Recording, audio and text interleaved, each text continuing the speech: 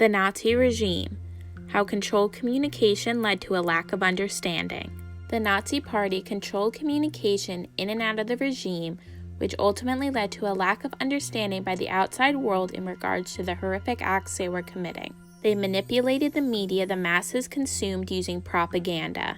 Both acts were typically successful at garnering as much support for their movement as possible. On November 11, 1918, World War I was concluded.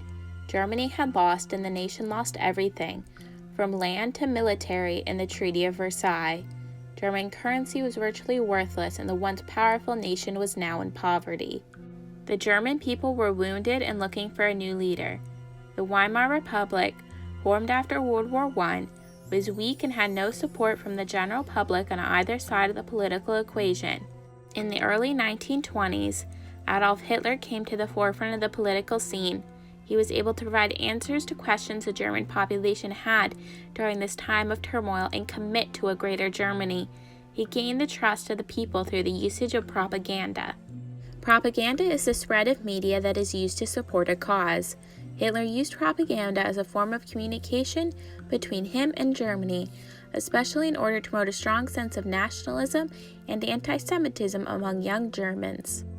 In 1933, Hitler established the Reich Ministry of Public Enlightenment and Propaganda with Joseph Goebbels at the head. Goebbels was an incredible speaker, second only to Hitler himself. They collectively recognized each other's capabilities when they met for the first time in 1925. Goebbels himself was an embodiment of what precisely made the Nazis so evil. They were unsuspecting, yet incredibly intelligent. He worked hard to spread the Nazi message to voters in the early elections, which was crucial in order for them to gain power and eventually overthrow the Chancellor. This was the beginning of carefully curated communication between the Nazi government and the people of Germany in order to gain greater beliefs in their cause. Some members of the Nazi Party believed that the German people were easy to manipulate. In some ways, this was the truth. However, Germany wanted to hear what they had to say and truly wanted to believe in it, so they did. The party members did not solely use violence in order to further their cause. They distorted the truth in order to gain supporters, especially as they gained more power. They used to control the media by erasing the Jewish presence and ensuring that anti-Semitic material was evident everywhere.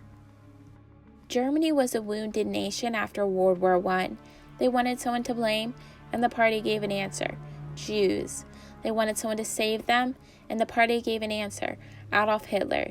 They wanted someone to help them become a great country once again, and the party gave an answer: themselves. The Nazis applied these techniques to a wide variety of forms of propaganda. Some of the most prominent examples include radio broadcasts, movie reels, newspapers, and posters/art. The radio was a primary way for families to hear communication from the federal government.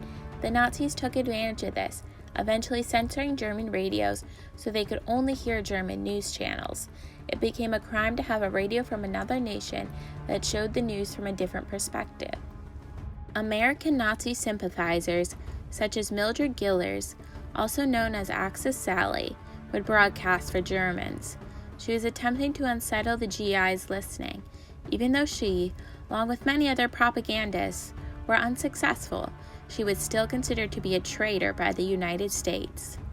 Films were an important way to show Jews as incapable, dangerous beings, and Aryans as superior. A few examples of anti-Semitic movies include The Triumph of the Will, Festival of Nations, and A Festival of Beauty by Lynn Riefenstahl. Each film was unique, but all portrayed a powerful, important Nazi party and weak, dangerous Jewish people. When the Nazis took control in 1933, there were approximately 4,700 newspapers in active circulation. Only approximately 1,100 were still in print 11 years later. All Jewish newspapers and journalists were eliminated. Newspapers were run by the federal government in order to spread the Nazi message and anti-Semitism. Those who shared unapproved messages were killed, imprisoned, and/or tortured. Der Stürmer, The Attacker, was the most anti-Semitic newspaper in Germany, running from 1923 to 1945. It portrayed Jewish people as animals, thieves, and sexually promiscuous. Even some Nazis were aware it was a newspaper built on lies, but Hitler refused to take it down. After 1933, it became even more popular. Art was everywhere as a form of propaganda, being embedded into other forms. Caricatures, advertisement posters, movie reels, etc. all showed examples of the inferiority of anyone who was seen as a threat to the Aryan bloodline. Art, along with other forms of controlled communication, was a way for millions of people to be compliant during the Nazi regime. From the beginning, the dehumanizing of these people was what allowed for the genocide to occur. They were able to prove their superiority as Aryans when they showed others as being undesirable for existence, meaning they should be killed. Outside of propaganda, the Nazis ensured that the outside world did not know what they were really doing in camps. Theresienstadt ghetto was an unfortunate example of their manipulation of communication with the rest of the world. By 1943, the Nazis had been running their concentration camps for several years. News had begun to spread of mistreatment and inhumane conditions around the globe. The Danish Red Cross, International Red Cross, and Danish government wished to investigate Theresienstadt. The Nazis encouraged this visit as they aimed to disprove reports about the true functions and conditions of ghettos/camps around Europe. They quickly got to work, reducing overcrowding, improving the conditions of the buildings, and adding activities for prisoners. By the June 23, 1944 visit, the Red Cross saw a model ghetto. They followed a pre-created path and spoke to prisoners that had already been told what they needed to say. The Red Cross was fooled by the masterminds of the Nazi Party. Their report showed no evidence of understanding of the true horrors that were occurring. Life went right back to normal after their visit, including deportations. From 1942 to 1944, the Germans created a film about Theresienstadt, another part of their attempt to show this location as a city for Jews, not a ghetto. The prisoners were required to play soccer games for it. Even for a moment, these people might have felt like they were in a different world, one where they could play sports for fun, not to fool those who might have been able to save them.